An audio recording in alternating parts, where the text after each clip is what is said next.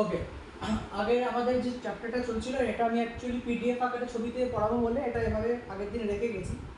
তো দেখুন কী কী পড়বো এখানে আমরা।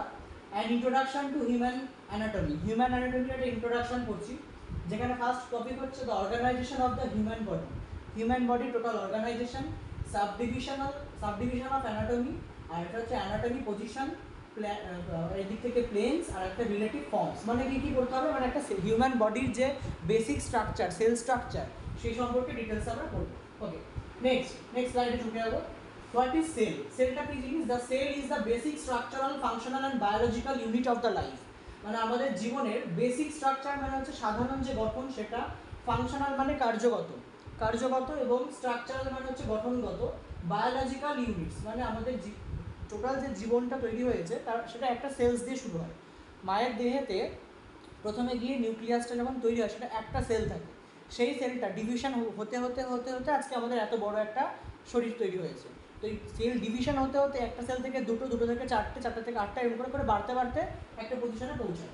তো সেল হচ্ছে সেটাই, যেটা কিনা basic structure. Next type of সেলের মধ্যে আমরা পড়ছি হচ্ছে eukaryotic cell. What is eukaryotic cell? Contents the membranes bound cell organelles and animal cell, plant cell. মানে নাকি ইউক্যারিওটিক সেল আর প্রোক্যারিওটিক সেল বলে দু ধরনের সেলস হয়।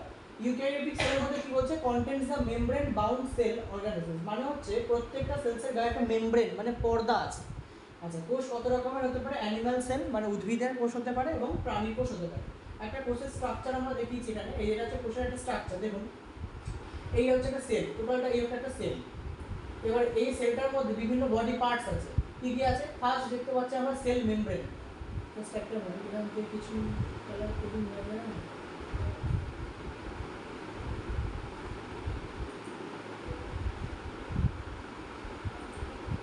ওকে, সেল ফার্স্ট হচ্ছে দেখুন সেল মেমব্রেন। সেল মেমব্রেন কোনটাকে দেখিয়েছে? কার্সার দেখা যাচ্ছে তো? সেল মেমব্রেনটা হচ্ছে যে সবুজ কালারের যে পর্দাটা রয়েছে সেটাকে বলছে সেল মেমব্রেন। নেক্সট হচ্ছে সাইটোপ্লাজম। নর্মাল যে ইয়েলো লিকুইডটা দেখছেন যেটা টোটালটা জুড়েই রয়েছে, ইয়েলো লিকুইড, একটা এইসব সব ইয়েলো লিকুইড রয়েছে, সেটাকে বলছে সাইটোপ্লাজম। নেক্সট হচ্ছে রাইবোজোম। এই যে দানা দানা আকারে দেখছেন, এই যে এটা হচ্ছে রাইবোজোম। রাইবোজোমকে কি বলা হয়? রাইবোজোম থেকে বিভিন্ন রকমের সেল ফর্মেশন, ওই জায়গা থেকে স্ট্রাকচার পাস থেকে আর কি স্টার্ট হয় রাইবোজোম। নেক্সট হচ্ছে নিউক্লিয়াস। এই যে ইয়েলো কালারের যে হোল বডিটা, এটাকে বলা হচ্ছে নিউক্লিয়াস। আর নিউক্লিয়াসের মধ্যে নিউক্লিয়াস এবং নিউক্লিওলাস। নিউক্লিওলাস হচ্ছে এই হলুদ কালারের যে বাউন্ডারি, তার ভেতরে যে গ্রিন কালারের এই পোর্শনটা দেখানো রয়েছে এটা বলা হয় নিউক্লিওলাস। আচ্ছা, নেক্সট হচ্ছে আমাদের স্মুথ এন্ডোপ্লাজমেটিক রেটিকিউলাম। এই যে ইয়েলো কালারের যেটা রয়েছে সেটাকে বলা হয় রেটিকিউলাম, এন্ডোপ্লাজমেটিক রেটিকিউলাম। জিনিসগুলো সম্পর্কে একটা শেপ অ্যান্ড সাইজ দিয়ে নামটাকে জানুন, পরে কাজ সম্পর্কে জানুন। নেক্সট হচ্ছে লাইসোজোম। এই যেটা হচ্ছে লাইসোজোম। লাইসোজোম এখানে একটা, দুটো, তিনটে, এই চারটে লাইসোজোম রয়েছে। এই যে জিনিসগুলো রয়েছে, যার ডিমের ভেতরে একটা ওই কার্ভ কার্ভ কার্ভ কার্ভ রয়েছে, ডিম্বাকার শেপের মধ্যে কার্ভেচার সেল, এটাকে বলা হয় মাইটোকন্ড্রিয়া। মাইটোকন্ড্রিয়ার একটা, দুটো, চারটে দেখতে পাচ্ছি।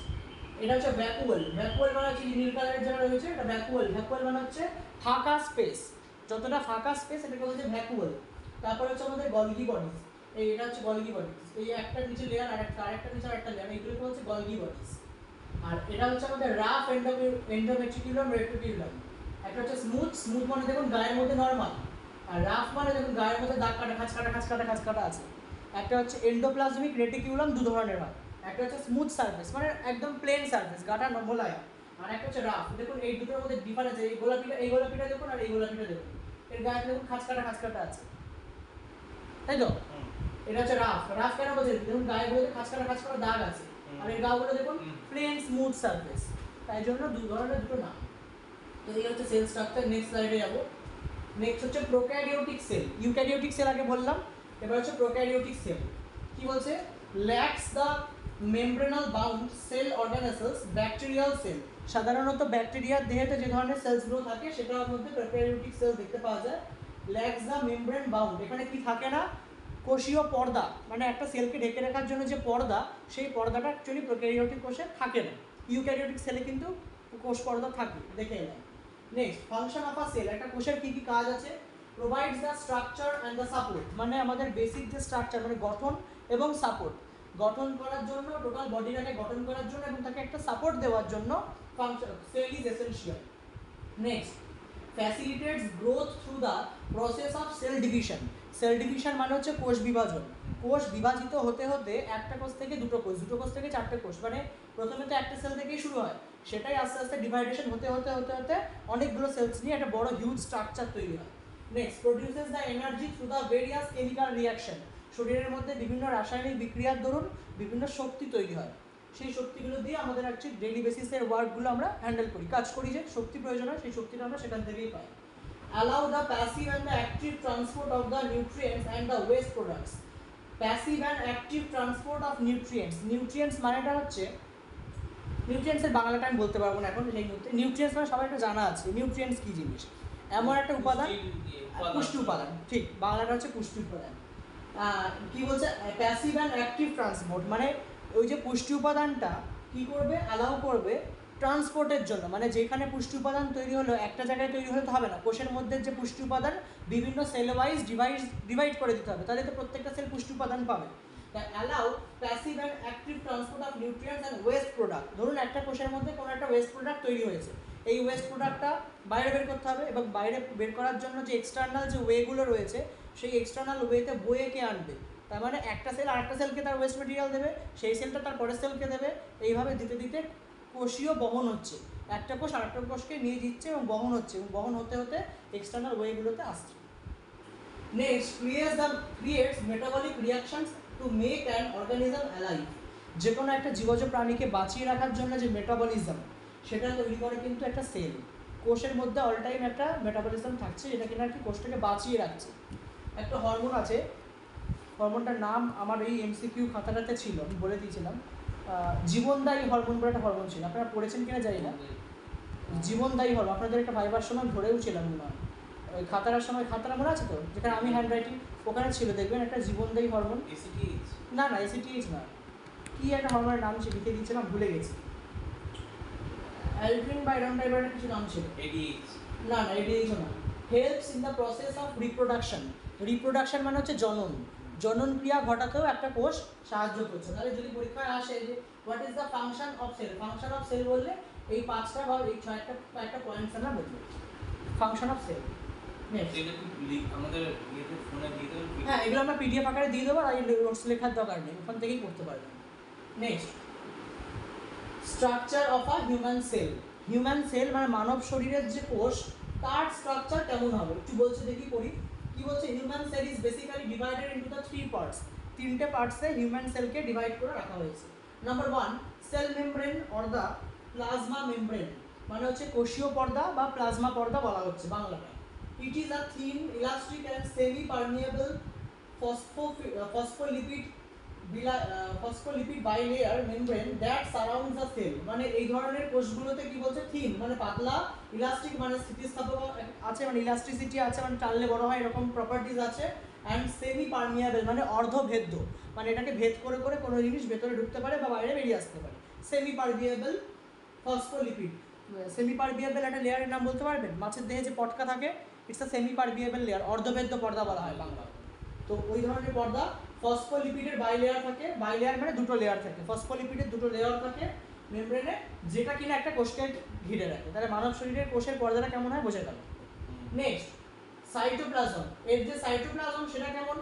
Cytoplasm is a jelly like fluid content in the cell that contents the cell organelles. মানে এটা কি, সাইটোপ্লাজমটা হচ্ছে একটা থকথকে জেলির মতন পদার্থ, যার মধ্যে কি থাকে, যার মধ্যে বিভিন্ন content the cell that contents the cell organelles, মানে কোষীয় যে অন্যান্য উপাদানগুলো, ধরা যাক সাইটোপ্লাজমের মধ্যে রাইবোজোম থাকে, লাইসোজোম থাকে, মাইটোকন্ড্রিয়া থাকে, গলগি বডি থাকে, এই জিনিসগুলো ওই সাইটোপ্লাজম বলে থকথকে যে জেলি জাতীয় পদার্থটা ওর মধ্যে ভেসে থাকে।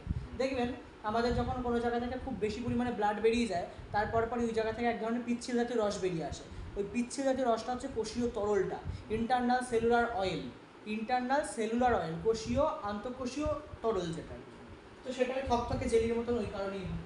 নেক্সট হচ্ছে nucleus. Nucleus is a rounded structure which acts as the control centre of the cell. Nucleus হচ্ছে প্রত্যেকটা কোষের কন্ট্রোল সেন্টার, মানে ও ওখানে বসে সবকটা উপাদানকে কে কীভাবে কাজ করবে কন্ট্রোল করে। আমরা একবার স্ট্রাকচারে দেখবো, এই দেখুন এই স্ট্রাকচারটা একবার দেখুন, এই যে এখানে মাঝখানে নিউক্লিয়াস, এ সবাইকে কন্ট্রোল করে, কীভাবে এন্ডোপ্লাজমিক রেটিকুলাম কাজ করবে, রাইবোজোম কাজ করবে, বা ভ্যাকুওলসগুলো কাজ করবে, গলগি বডি কীভাবে কাজ করবে। ইয়েলো কালারের মধ্যে যে গ্রিন কালারের পোর্শনটা রয়েছে ওটাকে বলা হয় নিউক্লিওলাস, ইয়েলো কালারটাকে বলা হয় নিউক্লিয়াস আর গ্রিন কালারটাকে বলা হয় nucleolus. Nucleolus is a controller of the whole cell, total সেলকে কন্ট্রোল করা হচ্ছে নিউক্লিওলাস। ওকে, সেল মেমব্রেন বা প্লাজমা মেমব্রেন। এবার আমরা জানবো সেল মেমব্রেনটা কি। It's a thin elastic semi permeable phospholipid bilayer membrane that surrounds the cell. যেটা একটু আগে পড়ে এলাম ওটাই আবার রিপিটে বলা আছে। কি বলা আছে? পাতলা, ইলাস্টিক মানে স্থিতিস্থাপকতা, সেমি পারমিয়েবল মানে অর্ধভেদ্য, ফসফোলিপিড বাইলেয়ার মানে দুটো ফসফোলিপিডের লেয়ার রয়েছে যেটা কিনা সেলগুলোকে ঘিরে রাখছে বা সেলগুলোকে বাইরে থেকে আবরণ দিয়ে রাখছে। ওকে, functions of the cell membrane. Cell membrane এর function, it forms the boundary of the cell. এটা একটা কোষকে ঘিরে রাখছে, মানে একটা কোষের ভেতরের উপাদান যদি ধরুন বাউন্ডারি নেই, তার মানে কি বাউন্ডারি নেই মানে বাইরে ভেতরের জিনিসগুলো বাইরে চলে আসবে। ওকে, number 2, it allows the nutrients to the cell. বিভিন্ন কোষীয় উপাদানগুলোকে ওই যে পুষ্টি উপাদানটা সরবরাহ করবে, কার থ্রু দিয়ে সরবরাহ করবে? ধরুন এই যে দরজা, এই ঘরে ঢোকার জন্য দরজা দিয়ে ঢুকতে হবে যে কাউকে, যা ভালো জিনিস ঢুকুক খারাপ জিনিস ঢুকুক দরজা দিয়েই ঢুকতে হবে। So cell membrane is a door to entrance in the cell. সেলে ঢোকার জন্য সেল মেমব্রেনটা হচ্ছে একটা দরজা যেখান থেকে পুষ্টি উপাদানগুলো সেলের ভেতরে ঢুকতে পারে, এবং আবার অ্যাজ ওয়েল অ্যাজ ওয়েস্ট মেটেরিয়ালগুলোকেও বাইরে বের করছে। একই দরজা দিয়ে পুষ্টি উপাদান ঢোকে আবার ওয়েস্ট মেটেরিয়ালগুলো বাইরে বেরিয়ে যায়। পরের থার্ড পয়েন্ট ওটাই বলেছে তাই বললাম না। It maintains the shape of the cell. একটা কোষে যদি পর্দাই না থাকে, ধরুন এই ঘরের দরজাটা নেই বা এই ধরুন এই সামনের দেওয়ালটা নেই, তার মানে কি এই ঘর, এটা কি ঘর বলা যাবে? কি ঘর তাকেই বলবো যার চারটে দেওয়াল। ঠিক তেমনভাবে এই যে জিনিসটা সেলটা, সেলের একটা প্রপার শেপ আছে, যেমন সার্কুলার শেপ হতে পারে, কোনোটা লম্বাটে শেপ হতে পারে, কোনোটা ডিম্বাকার শেপ হতে পারে। তো শেপ দেওয়ার জন্য কোষ পর্দা একটা এসেনশিয়াল জিনিস। It helps in the transport of the ions into the out of the cell. কোষের ভেতরের যে আয়নগুলো তৈরি হয়, পজিটিভ আয়ন কি নেগেটিভ আয়ন বা যে বিভিন্ন টাইপের যে আয়নগুলো হয়, সেই আয়নগুলোকে যাতায়াত করার জন্য, কেউ বাইরে ঢুকছে কেউ ভেতরে আসছে, তো এই জিনিসগুলো ট্রান্সপোর্ট করার জন্য সেল মেমব্রেনটা essential. It acts as a sensory surface like the receptors. একটা কোষকে, ধরুন আপনারা যে কোনো একটা কোষকে যদি আমি কোনো একটা সিগন্যাল দিই, ও পরের কোষকেও তো সেই সিগন্যালটা ট্রান্সফার করে দেয়। যেমন ধরুন একটা কথা, কারেন্টের শক লাগা, আপনার একটা সেলের মধ্যে আমি কারেন্টের শক দিলাম, ও তাহলে ওই কারেন্টের শকটাকে অন্য সেলে দিয়ে দেবে এবং সে তার পরেরটাকে দিয়ে দেবে, সেটা এইভাবে আপনার হোল বডি কিন্তু কারেন্টের সাহায্যে অ্যাটাচ হয়ে যাবে। তাহলে ওই যে conductor, you are a conductor, আপনি হচ্ছেন একজন পরিবাহক, যে কী করছে পরিবহন করে নিচ্ছে, কী নিচ্ছে? ইলেকট্রিকটা, একটা শক্তিকে নিয়ে নিচ্ছে, সেটা এবার কার থ্রু দিয়ে যাচ্ছে? আপনার শরীরে প্রত্যেকটা সেলের থ্রু দিয়ে যাচ্ছে। অনেকক্ষণ যদি ইলেকট্রিকের শকেও খায় তার সেলগুলো পুড়ে যায়, বলে না কোষ পুড়ে গেছে, তার মানে প্রত্যেকটা সেলসগুলো পুড়ে যায়, নষ্ট হয়ে যায়, মানে এ একে অপরকে নষ্ট করে দিল, সে পরেরটাকে নষ্ট করে দিল, এইভাবে চলতে থাকে। ওকে, নেক্সট পরের স্লাইডে কি বলছে, এখনো শেষ হয়নি ওরা। Control the centre of the cell, মানে আচ্ছা নিউক্লিয়াসের আমরা চলে এসেছি আমরা। নিউক্লিয়াসটা কী জিনিস? নিউক্লিয়াসটা সেটাই যেটা হচ্ছে টোটাল কোষের কন্ট্রোল পয়েন্ট, মানে ও ওখানে বসে সবকটা উপাদানকে ঠিকঠাকভাবে কাজ করাচ্ছে, কে কীভাবে কাজ করবে সেটা ঠিক করছে। Control the centre of the cell, মানে পুরো সেলের কোষীয় যে একদম সেন্টার পয়েন্টে যে আছে সেটাকে কন্ট্রোল করবে। ডাবল মেমব্রেন, মানে দুটো পর্দা আছে। ডাবল মেমব্রেন মানে হচ্ছে নিউক্লিয়াসের গায়ে যে পর্দাটা সেটা আবার ডাবল ব্যারিয়ার, মানে দুটো দরজা আর কি। নর্মাল কোষে একটাই, কিন্তু নিউক্লিয়াসে ঢোকার জন্য আবার দুটো। তার কারণ আছে, তার কারণ নিউক্লিয়াসের রাসের মধ্যে গিয়েই তো আমাদের ফার্টিলাইজেশন হয়। ওকে, নেক্সট হচ্ছে কন্টেন্টস। কী কী রয়েছে? ক্রোমোজোম রয়েছে, made of DNA and nucleus, nucleolus and nucleoplasm. ছবিগুলো ভালো করে বুঝতে পারবেন, লেখাগুলো পড়তে পারবেন না ছবিতে, আমি বলে দিচ্ছি, তাও আমি বলে দিচ্ছি। এই যে গোলাপি গোলাপি যে জিনিসগুলো রয়েছে প্যাঁচানো প্যাঁচানো চুলের মতন, এগুলোকে আমরা সব ক্রোমোজোমস বলছি, ঠিক আছে? আচ্ছা, এই যে বড় যে গোলাপি কালারের বডিটা, এটাকে নিউক্লিওলাস বলা হয়। আচ্ছা, এই কালো কালারের বডিটা হচ্ছে নিউক্লিয়ার মেমব্রেন, মানে নিউক্লিয়ার পর্দা। আর এই সরি, এটা কালো কালারের এটা হচ্ছে নিউক্লিয়ার মেমব্রেন, আর আরেকটা হচ্ছে নিউক্লিয়ার স্পোর, মানে ছিদ্র, নিউক্লিয়ারে ঢোকার জন্য একটা জায়গা, স্পেস। চারটে জিনিস আছে, চারটে জিনিস দিয়ে নিউক্লিয়াস এটা তৈরি করেছে। আর আমাদের কি বলেছে? ক্রোমোজোম থাকে। ক্রোমোজোম সম্পর্কে আপনাদের একটা আইডিয়া আছে, যেটা কি বলা আছে, লেখা আছে made up of DNA molecules, DNA অণু দিয়ে তৈরি হয়। ক্রোমোজোম কি জিনিস? ক্রোমোজোম পড়েছে, ক্রোমোজোম দু রকমের হয়, অটোজোম আর সেক্স ক্রোমোজোম। অটোজোম কি করে? বিভিন্ন আউটার ফিচার, মানে এক্সটার্নাল যে ফিচার্সগুলো, চুলের সে গঠন কেমন হবে, চোখের আকৃতি কেমন হবে, নাকের সাইজ টেকালো হবে না ভোতা হবে, ইত্যাদি ইত্যাদি, বাবা মায়ের বৈশিষ্ট্য কোন বৈশিষ্ট্যগুলো পাবে, এগুলো সবকটা হচ্ছে অটোজোমাল ফিচার্স বা অটোজোমাল ক্রোমোজোমের বৈশিষ্ট্য। আর সেক্স ক্রোমোজোমের কাজ হচ্ছে লিঙ্গ নির্ধারণ করা, ডিটারমাইন দ্য সেক্স, মানে তার ছেলে হবে না মেয়ে হবে এটাকে কন্ট্রোল করা হচ্ছে সেক্স ক্রোমোজোম। অটোজোম থাকে আমাদের মোটামুটি 22 জোড়া বা 44টা অটোজোম থাকে, আর সেক্স ক্রোমোজোম থাকে 1 পেয়ার, মানে দুটো থাকে। 44 আর 2 46টা হচ্ছে টোটাল ক্রোমোজোম। তো এই ক্রোমোজোমগুলোই কোষের ভেতরেই থাকে, সেটাই বলা রয়েছে। এবার আমাদের আসছি ফাংশনস অফ নিউক্লিয়াস, যে একটা কোষের কাজ কী কী, নিউক্লিয়াসের ফাংশন কী কী, কাজ কী কী নিউক্লিয়াসের। It contains the growth and reproduction of the cell. Growth and reproduction মানে হচ্ছে একটা সেলকে বড় হতে দেওয়া, এবং সেলকে বড় হতে দেওয়ার পাশাপাশি তার গ্রোথ মানে হচ্ছে কোষটা কীভাবে বৃদ্ধি পাবে সেটাও তৈরি করা।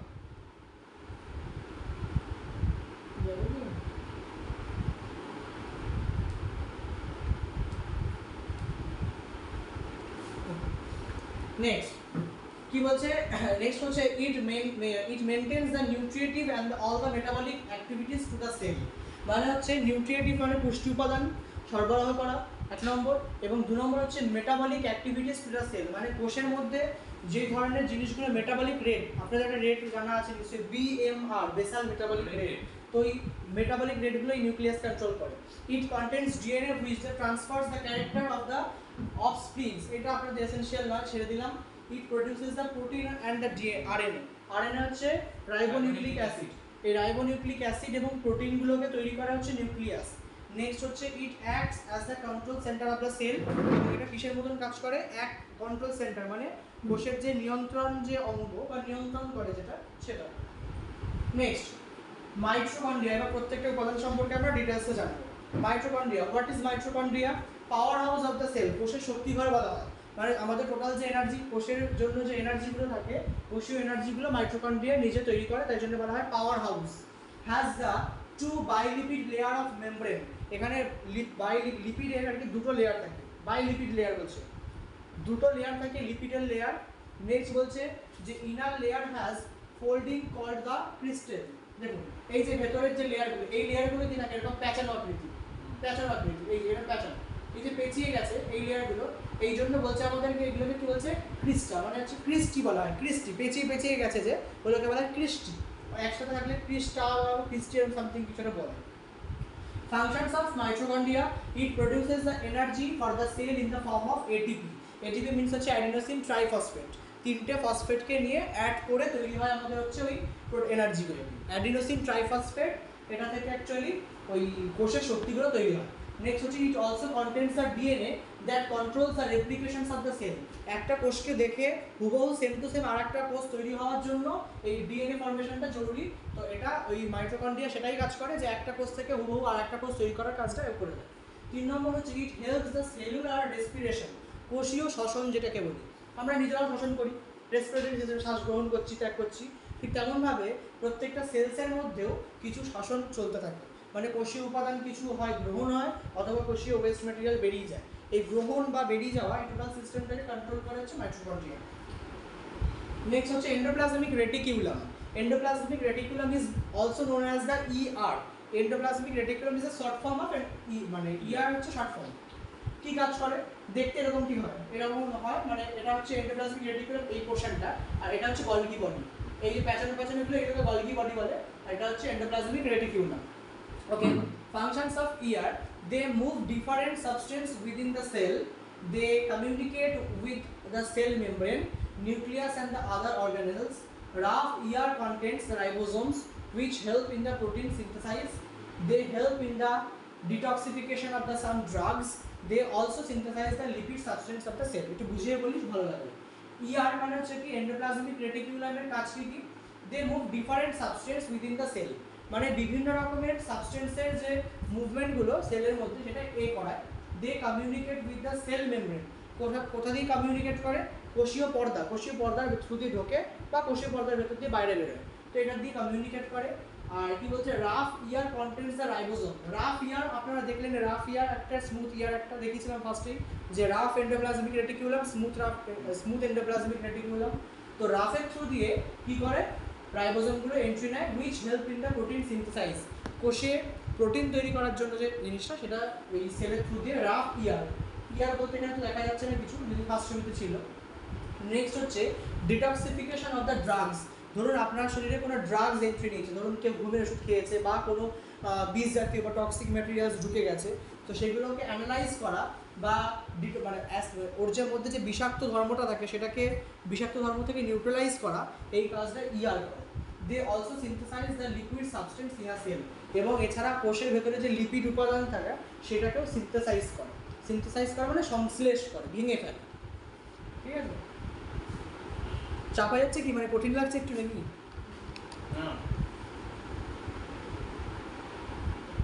বেশি নেই আর যদি গলগি বডি, রাইবোসোমস, ক্রিস্টালাইন, বেশি নেই বলেই শেষ করব। নেক্সট হচ্ছে গলগি বডি। গলগি বডি কি বলছে? ফার্স্ট হচ্ছে packaging house of the cell. Packaging house of the cell মানে একসাথে অনেকগুলো সেলকে প্যাকেজ করে রেখে দিয়েছে। এই যে এরকম টাইপের দেখতে হয় টপ ভিউতে। Consist of 3 to 20 flattened curve sacs, মানে অনেকগুলো থলে আকারের জিনিস থাকে। কতগুলো থলে থাকতে পারে? ফ্ল্যাটেন্ড। ফ্ল্যাটেন্ড মানে হচ্ছে একটু ছড়ানো টাইপের সেল। এই যেগুলো ছড়ানো টাইপের সেল কতগুলো? 3 থেকে 20টা। 3 থেকে 20টা ছড়ানো আকৃতির সেলস নিয়ে থাকে। Functions of Golgi body. Golgi বডির কাজ কি কি? দুটো ফাংশনস মনে রাখতে পারেন, চারটে দেওয়া রয়েছে, আমি বলে দিচ্ছি। লাস্টটা পড়ুন। They act as temporary storage of protein, মানে প্রোটিনকে টেম্পোরারিলি ভাবে স্টোর করে রেখে দেয়, 1 নম্বর কাজ। 2 নম্বর বলতে পারেন, ওই লাস্টের দিক থেকে উঠুন, এটাই বলি আমরা। They help in the production of the some hormones and enzyme, এবং কিছু কিছু ক্ষেত্রে হরমোনস এবং এনজাইম যেটা উৎসেচক এবং কিছু হরমোন তৈরিতেও সাহায্য করে থাকে। নেক্সট হচ্ছে রাইবোসোম অ্যান্ড লাইসোসোম। রাইবোসোমটা কি? They are the protein factories of the cell. কোষের প্রোটিন ফ্যাক্টরি বলা হয়। কোষের প্রোটিন ফ্যাক্টরি কাকে বলে? রাইবোসোম। শক্তিঘর বললে মাইটোকন্ড্রিয়া। মাথায় রাখবেন এগুলো। They are made of protein and RNA. কী কী দিয়ে তৈরি হয়? বেসিক্যালি তৈরি হয় প্রোটিন আর আরএনএ, এই দুটো জিনিস দিয়ে তৈরি হয়। সিনথেসাইজ দ্য প্রোটিন, কী করে? প্রোটিনকে সংশ্লেষ করে, মানে প্রোটিনকে ভেঙে দেয়। লাইসোজোমে চলে আসি। লাইসোজোম সবাই জানে, আমাদের যে জীবের থুতু সেটারও লাইসোজোম থাকে। সে কী কাজ করে? সে হচ্ছে জীবাণুনাশক হিসেবে কাজ করে। অ্যান্টিব্যাকটেরিয়াল একটা লিকুইড ফর্মেশনে থাকে। কী করে এখানে দেখতে পাবেন, আমি বলে দিচ্ছি, এটা কোথাও আছে। এই যে they destroy the digest and the foreign materials harmful bacteria virus. মানে কি করছে ও ডেস্ট্রয় করে, ধ্বংস করে। কি?